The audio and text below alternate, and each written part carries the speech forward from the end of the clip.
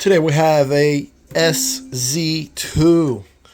So the issue we're having right now is XLR in the back. As you can see right here, we have two XLR ports. Get the camera here. So first one, no audio whatsoever, nothing. Second one, you hear the audio?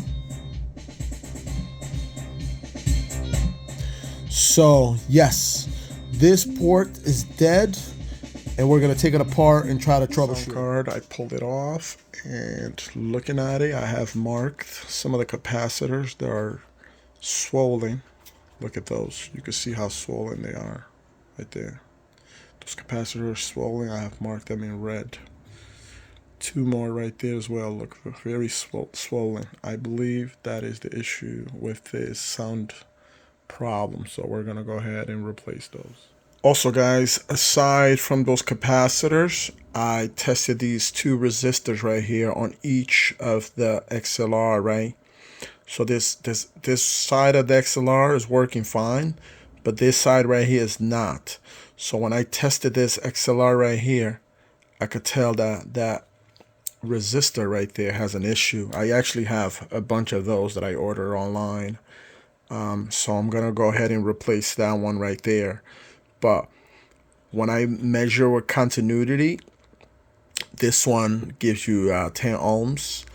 This one gives you zero, nothing. And also, when when I try to test it, I don't get any beeps, which means it's definitely dead. So we're gonna go ahead and replace it. Okay, guys. So I'm done soldering, and I have my meter in continuity mode, so you can hear the beep. So I'm gonna test the one that I removed again. Now that it was removed, see that? Nothing at all. Totally dead. Can even do it from the bottom. Oops, hold on. There you go. From the bottom, as you can see, nothing. But I'm gonna measure the one that was on the board before. There you go. Get a good beep. And here's the brand new one that I just added. We got a good beep. So that means our sound card had a bad resistor.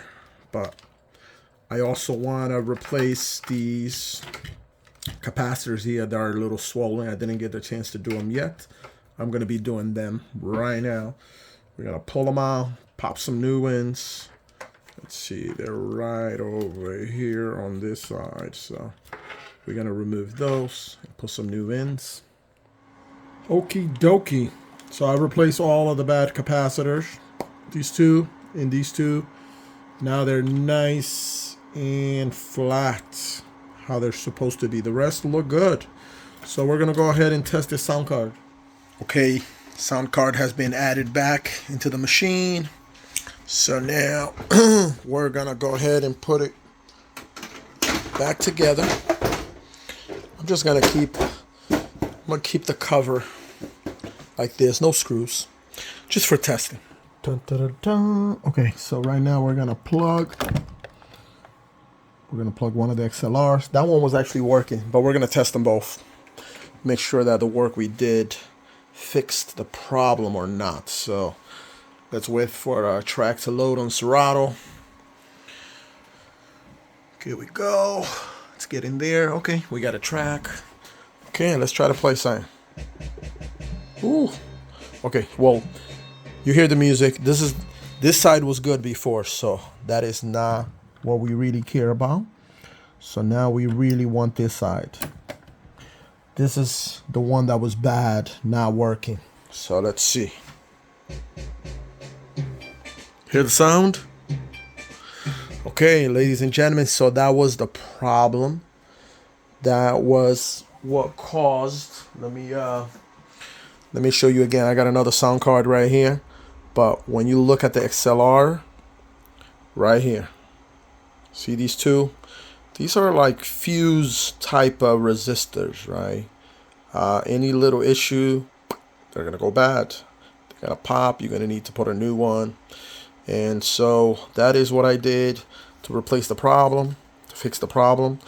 And also I replaced some of the capacitors. Anytime you see the capacitors are not flat, like they'll bulging up. They're getting really swollen.